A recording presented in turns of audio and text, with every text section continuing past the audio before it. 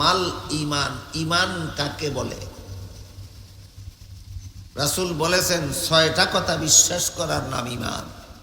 কটা কথা? ৬টা কথা। আল্লাহ বিশ্বাস করা, ফিরিস্তা বিশ্বাস করা, কুরআন বিশ্বাস করা, নবী রাসূল বিশ্বাস করা, তকদির বিশ্বাস করা, আখিরাতের চিরস্থায়ী জীবন বিশ্বাস করা। কটা হইল?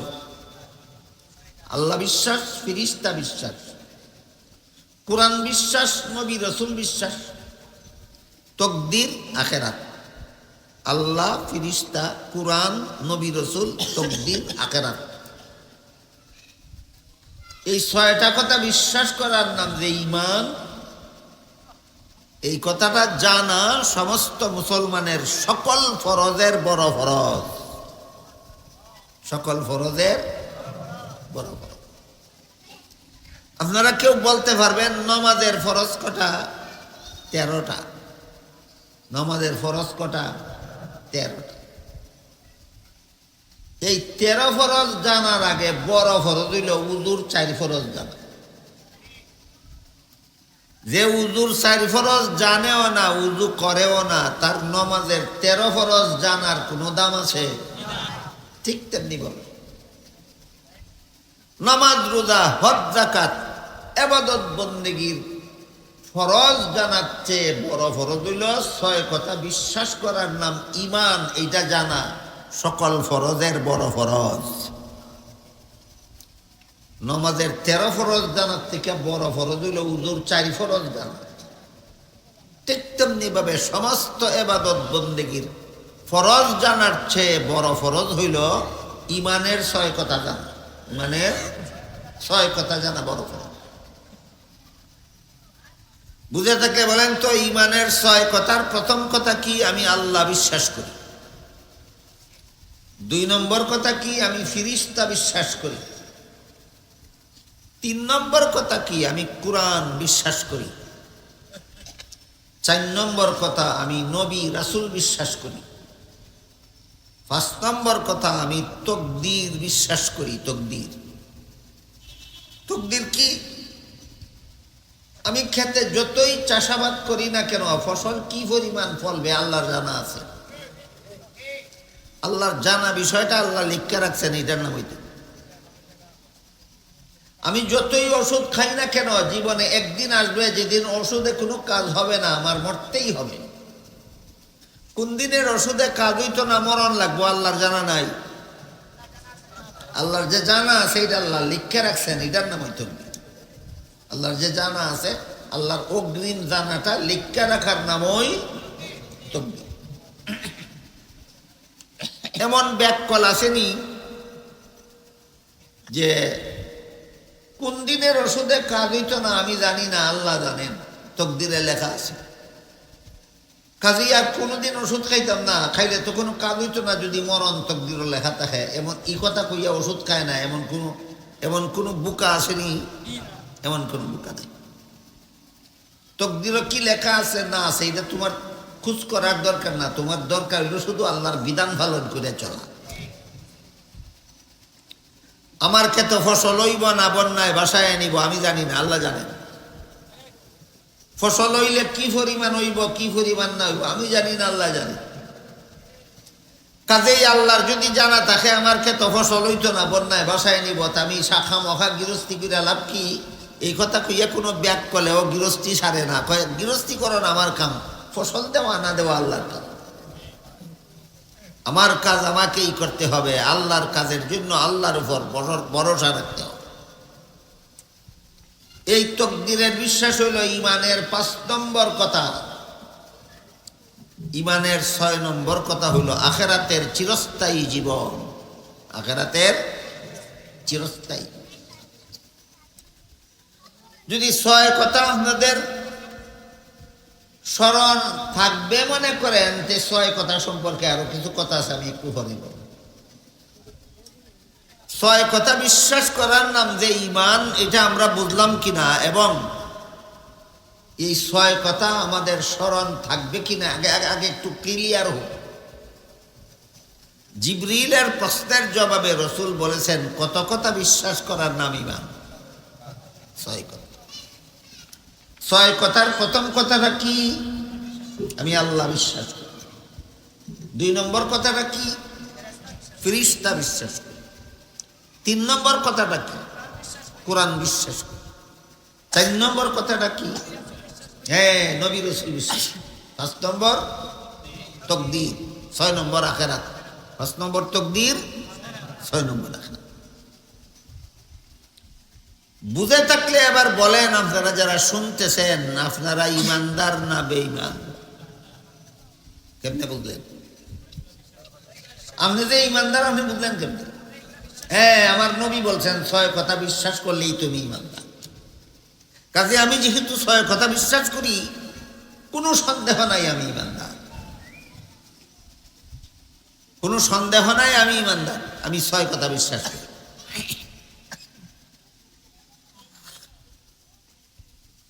আমার নাম মুমিন, আমার নাম মুসলমান। কেমনে হইলাম? রাসূলের বর্ণিত 6 কথা বিশ্বাস করে আমি মুমিন হইলাম, মুসলমান হইলাম, আমি ইমানদার হইলাম। এখন আর একটা কথা শুন। হাদিস শরীফে রাসূল করিম সাল্লাল্লাহু আলাইহি ওয়াসাল্লাম বলেন, আমার মুসলমান উম্মত 73 দলে বিভক্ত হবে। কত দল? 73। এর মধ্যে 72 দল মুসলমান যাবে জাহান্নামে, 1 দল মুসলমান যাবে জান্নাতে। 72 দল বেঈমান যাইব জাহান্নামে। রাসূল কইছেন না 72 দল মুসলমান যাইব জাহান্নামে। তাইলে তো আপনাদের বুঝার দরকার, 72 দল যদি মুসলমান হইয়া থাকে তাহলে জাহান্নামে যাবে। আর 1 দল মুসলমানেরা কোন কারণে জান্নাতে যাবে, এই কথাটা ব্যাপকভাবে আলোচনা হওয়া দরকার, সমস্ত মুসলমানের জানা দরকার। কিন্তু এই কথাটা সমাজে ব্যাপকভাবে আলোচনা হয় না। কেউ কেউ সামান্য আলোচনা করলেও উল্টা পাল্টা করে। এই কারণে সাধারণ মুসলমান জানেই না যে 72 দল মুসলমান কোন দোষে জাহান্নামে যাবে রাসূল বলেছেন, আর 1 দল মুসলমান কোন গুণের কারণে জান্নাতে যাবে রাসূল বলেছেন। বুঝলে তো আপনারা টের পাবেন আপনারা 72 দলে আছেন না 1 দলে আছেন, জাহান্নামী মুসলমানের দলে আছেন না জান্নাতি মুসলমানের দলে আছেন। বুঝার আগে টের পাবেন না বুঝলে পরে টের পাবেন? টের হওয়া দরকার নাই? তাহলে তো আগে বুঝন দরকার, যেন আমি টের পাই আমি জাহান্নামীদের দলে আছি না জান্নাতীদের দলে আছি।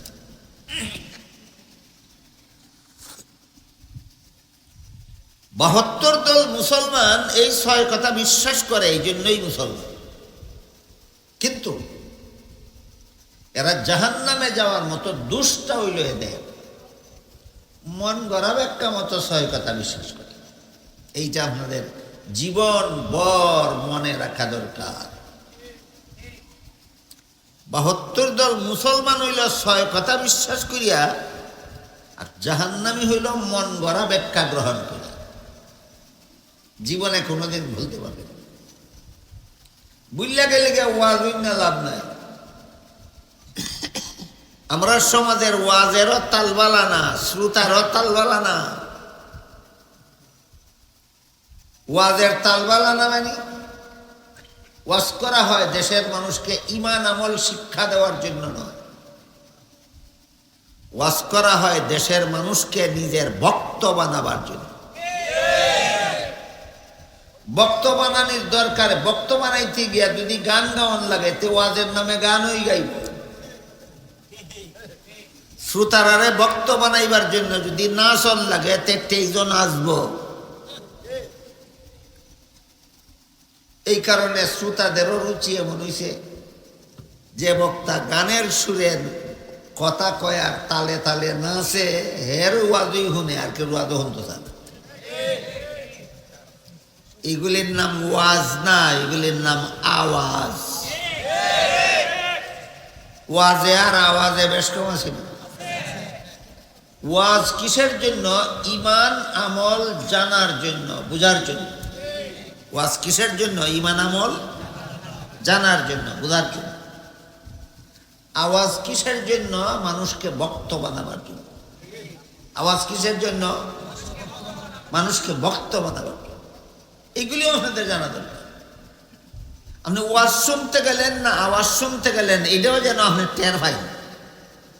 আজকের সভা তাইলাম আওয়াজ শুনবার লাগি না ওয়াজ শুনবার লাগি, এটাও যেন টের পান।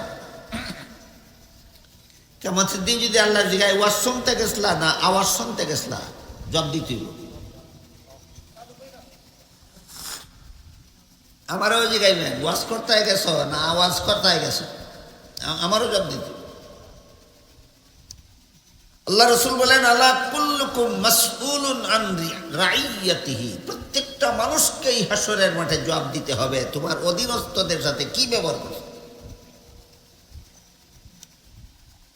এই জন্য বলছি ৭২ দল মুসলমানকে আল্লাহ রসুল যে জাহান্নামী বলেছেন, এরা মুসলমান কেমনে হইল আপনাদের জীবন ভর মনে রাখতে হবে। বলেন ৭২ দল মুসলমান কেমনে হইল? ৬ কথা বিশ্বাস করে মুসলমান। জাহান্নামী হলো কেন? মন গড়া ব্যাখ্যার কারণে। আল্লাহ বিশ্বাস করে মন গড়া ব্যাখ্যা মতো, নবী বিশ্বাস করে মন গড়া ব্যাখ্যা মতো। বিশ্বাসের কারণে মুসলমান, মন গড়া ব্যাখ্যার কারণে জাহান্নামী। বিশ্বাসের কারণে মুসলমান, মন গড়া ব্যাখ্যার কারণে জাহান্নামী। কথা বুঝুননি? দেব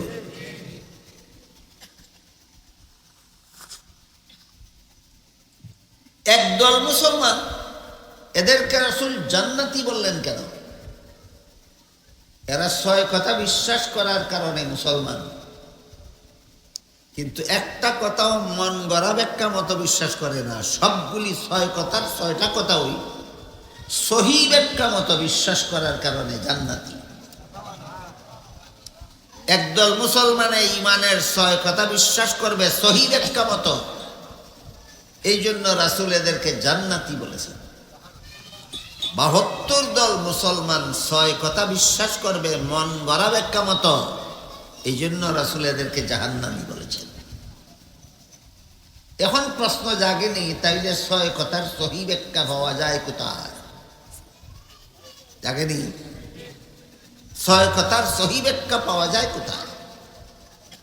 সাহাবায়ে কেরাম জিজ্ঞাসা করেছেন, রাসূল জবাবে বলেছেন 2 ঠিকানায় ৬ কথার সহি ব্যাখ্যা পাওয়া যায়। ৬ কথার সহি ব্যাখ্যা কত ঠিকানায় পাওয়া যায়? 2 ঠিকানায়। এক ঠিকানার নাম নবীর সুন্নত, এক ঠিকানার নাম নবীর সুন্নত, আরেক ঠিকানার নাম সাহাবাগণের জমাত, আরেক ঠিকানার নাম সাহাবাগণের জমাত।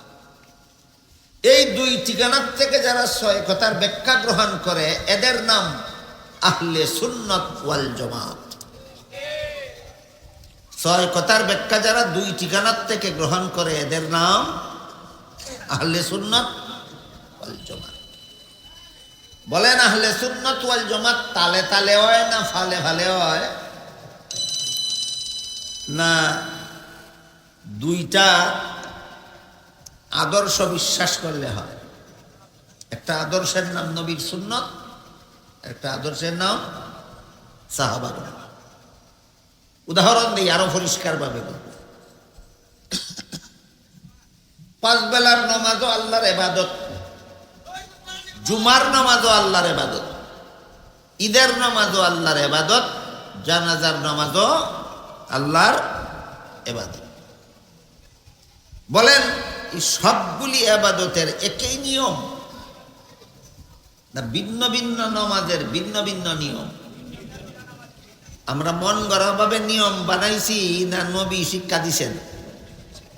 নবীর শিক্ষা দেওয়া নিয়মকেই নবীর সুন্নত বলে। বুঝেন কিনা দেখেন, নবীর শিক্ষা দেওয়া নিয়মকেই নবীর সুন্নত বলে। সাহাবায়ে কেরাম এই নিয়ম এই ইবাদতগুলি করছেন। একটা হলো নবীর শিক্ষা দেওয়া নিয়মের নাম নবীর সুন্নত, আর সর্বপ্রথম নবীর সুন্নত পালন করেছেন সাহাবায়ে কেরামের জমাত। এই জন্য এই ৬ কথার সহি ব্যাখ্যা যদি আমি নবীর সুন্নত থেকে গ্রহণ করি তখন আমি আহলে সুন্নত। এই ৬ কথার সহি ব্যাখ্যা যদি আমি সাহাবায়ে কেরামের জমাত থেকে গ্রহণ করি, তখন আমি ওয়াল জমাত।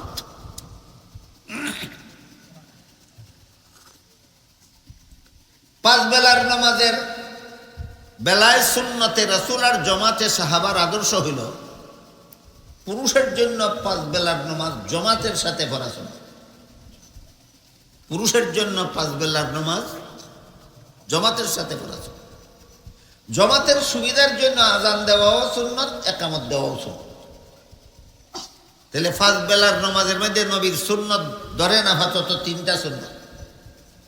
একটা হলো জমাতে পড়া, একটা হলো আজান দেওয়া, একটা হলো একামত দেওয়া।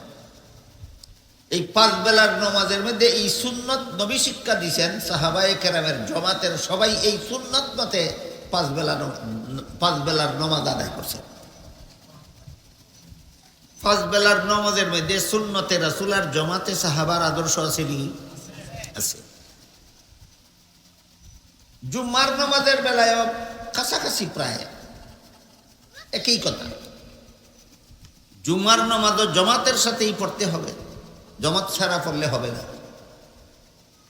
আর আজানও সুন্নত, একামতও সুন্নত। এবার বলেন, ঈদের নামাজের আজান আসেনি, একামত আসেনি? তখন যদি কেউ প্রশ্ন করে, জমাতের সুবিধার জন্য পাঁচ বেলার নামাজে আজান দিলাম, একামত দিলাম, জমাতের সুবিধার জন্য জুম্মার নামাজে আজান দিলাম, একামত দিলাম, ঈদের নামাজও তো এই সুবিধা আরো বেশি দরকার। ঈদের নামাজও মুসল্লিরা জমাত পাওয়ার সুবিধার জন্য আজান দিলাম, একামত দিলাম, দোষ কি? হাদিস শরীফে আল্লাহ রাসূল বলেন, ইয়াকুম ওয়া মুহদাসাতিল উমুর ফাইন্না কুল্লা মুহদাসাতিন বিদআতুন ওয়া কুল্লা বিদআতিন দালালা ওয়া কুল্লা দালালাতিন ফিন্নার। সাবধান আমার উম্মত মুসলমান, ধর্মের কাজ মন গড়া করো না। ধর্মের কাজ মন গড়া করার নাম বিদআত, ধর্মের কাজ নবীর তরিকা মতে করার নাম সুন্নত। এই সুন্নত বিদআতের সামান্য কথা আপনাদের জীবন ভর মনে রাখতে হবে। সোয়াবের যে কোনো কাজ নবীর তরিকা মতে করলে হয় সুন্নত, মন গড়া মতে করলে হয় বিদআত। নবীর তরিকা মতে করলে হয় সুন্নত, মন গড়া মতে করলে হয় বিদআত।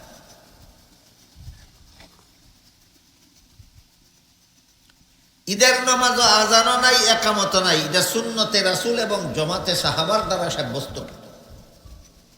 তবে পাঁচ বেলার নামাজও যেমন ভাবে রুকু আছে, সেজদা আছে, কোরআন তেলাওয়াত আছে, জুম্মার নামাজেও রুকু সেজদা আছে, কোরআন তেলাওয়াত আছে। কিন্তু জানাজার নামাজে আজানও নাই, একামতও নাই, কোরআন তেলাওয়াতও নাই, রুকু সেজদাও নাই।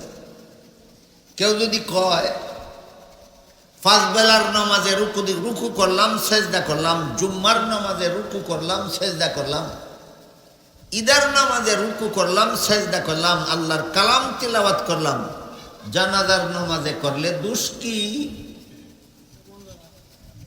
দোষ একটাই, মন গড়া। আর রাসূল বলছেন, মন গড়া কাদের নাম? ওই বিদআত। সংসারের কাজ মন গড়া করলে বিদআত হয় না, ধর্মের কাজ মন গড়া করলে বিদআত হয়। ইলেকট্রনিক বাতি মন গড়া ওই বানাইছে, এটা ধর্মের কাজ, এটা সংসারের কাজ, বাতি বিদআত না। মাইকও মন গড়া মাথা গামাইয়া ওই বানাইছে না? কোরআন ও মাইক বানানির বিবরণ দেওয়া আছে, মন গড়া মাথা গামাইয়া ওই বানাইছে। এটা ধর্মের নামে বানাইছে না, এটা সংসারের নামে বানাইছে, বিদআত না। বিমান বানাইছে মন গড়া, রেলগাড়ি বানাইছে মন গড়া, স্টিমার বানাইছে মন গড়া, যন্ত্রপাতি বানাইছে মন গড়া। কোনটা বিদআত? কেন? এগুলি ধর্মের কাজ নয়। ধর্মের কাজ মন গড়া করলে বিদআত হয় না, সংসারের কাজ মন গড়া করলে বিদআত হয় না, ধর্মের কাজ মন গড়া করলে বিদআত হয়। আমার কথা বুঝে থাকলে এবার বলবেন, জানাজার নামাজের জমাতের জন্য আজান দিলে কি হবে? একামত দিলে কি হবে? রুকু করলে কি হবে? সেজদা করলে কি হবে? কোরআন তেলাওয়াত করলে কি হবে? যেভাবে জুয়া বইল বিদাত, ঠিক তেমনি ভাবে জানাজার সালাম ফিরাইয়া মুনাজাত করলে কি হবে? নবীর তরিকায় নাই, মন গড়া বিদাত। যে কারণে জানাজার নামাজের আজান দিলে আজান বিদাত, যে কারণে জানাজার নামাজে একামত দিলে একামত বিদাত, যে কারণে জানাজার নামাজে রুকু করলে রুকু বিদাত, যে কারণে জানাজার নামাজে সেজদা করলে সেজদা বিদাত, যে কারণে জানাজার নামাজে কোরআন তেলাওয়াত করলে তিলাওয়াত বিদাত, একই কারণে জানাজার সালাম ফিরাইয়া মুনাজাত করলে মুনাজাত বিদাত। যারা প্রশ্ন করে দোষ কি, এরা বুঝাইতে চায় এটার যে কোনো দোষ নাই, এটা রাসূল বুঝেন না, এই জন্য তিনি এটা শিক্ষা দিচ্ছেন না, আমি বুঝি এই জন্য আমি করি। এর মতো নবীর দরবারের এত বড় বেয়াদব জগতে আর কেউ হতে পারে না। যে মুখের ভাষায় কয় না, কাজের কর্মে বুঝায় নবী জানে না এই জন্য করে না, আমি জানি এই জন্য করি।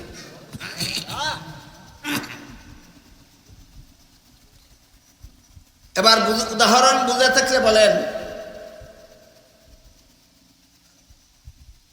ইমানের 6 কথা যারা বিশ্বাস করে এরাই মুমিন মুসলমান। এদের 72 দল জাহান্নামে যাবে কেন? আল্লাহ বিশ্বাস করে মন গড়া মতো, ফিরিস্তা বিশ্বাস করে মন গড়া মতো, কোরআন বিশ্বাস করে মন গড়া মতো, নবী রাসূল বিশ্বাস করে মন গড়া মতো, তকদির বিশ্বাস করে মন গড়া মতো, আখিরাত বিশ্বাস করে মন গড়া মতো। রাসূল বলেন তোমরা জাহান্নামী। মাত্র আমার উম্মতের একটা দল এই 6 কথা মন গড়া মতো বিশ্বাস করবে না।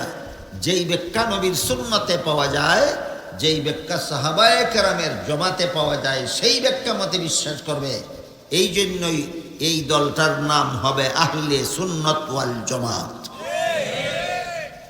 এখন বলেন আহলে সুন্নাত ওয়াল জামাত চাপার জুড়ে হয়, গায়ের জুড়ে হয়, প্রচারের জুড়ে হয়, না দুইটা আদর্শ মানলে হয়? একটা আদর্শের নাম নবীর সুন্নাত, আর একটা আদর্শের নাম সাহাবায়ে কেরামের জামাত। এই দুই আদর্শ মতো আমি আল্লাহর সম্পর্কে 2 আদর্শ থেকে আমি ব্যাখ্যা গ্রহণ। কোন ব্যাখ্যা মতো আল্লাহ মানব? সুন্নতে রাসূল আর জামাতে সাহাবার ব্যাখ্যা মতো আল্লাহ মানব। আমি কোন ব্যাখ্যা মতো ফিরিস্তা মানব? সুন্নতে রাসূল আর জামাতে সাহাবার ব্যাখ্যা মতো ফিরিস্তা মানব। আমি কোন ব্যাখ্যা মতো কোরআন মানব? সুন্নতে রাসূল এবং জামাতে সাহাবার ব্যাখ্যা মতো কোরআন মানব। আমি কোন ব্যাখ্যা মতো নবী রাসূল মানব? বলে কোন ব্যাখ্যা মতো নবী মানব? সুন্নতে রাসূল আর জামাতে সাহাবার ব্যাখ্যা মতো নবী মানব। কাজেই নবী মানার ব্যাপারে আমি সুন্নতে রাসূল আর জামাতে সাহাবার 2-1টা ব্যাখ্যা আপনাদের সামনে তুলে ধরি, যেন আপনারা বুঝতে পারেন আপনারা মন গড়া মতো নবী মানেন না সহি ব্যাখ্যা মতো নবী মানেন, যেন প্রত্যেকে যেন মনে মনে টের পান যে আপনি মন গড়া ব্যাখ্যা মতো নবী মানেন না সহি ব্যাখ্যা মতো নবী মানেন। রাখেন ব্যাখ্যা আগে বুঝালুন, আগে ব্যাখ্যাটা শুনলেন। নবী রাসূল সম্পর্কে যত ব্যাখ্যা আছে সহি ব্যাখ্যা, এর মধ্যে একটা সহি ব্যাখ্যা হইল আল্লাহ কোরআনে বলেন লা ইয়ানালু আহদিজ জালিমিন, গুনাহগারদেরকে আমি নবী বানাই না। কি বলছেন আল্লাহ? গুনাহগারদেরকে নবী বানাই না। তাহলে কোন নবী গুনাহগার? কোন নবী গুনাহগার না। এটা সমস্ত নবীদের বেলায় একটা সহি ব্যাখ্যা। সমস্ত নবীদের বেলায় যত সহি ব্যাখ্যা আছে এর মধ্যে একটা সহি ব্যাখ্যা হইল সমস্ত নবী বেগুনাহ, আজীবন বেগুনাহ।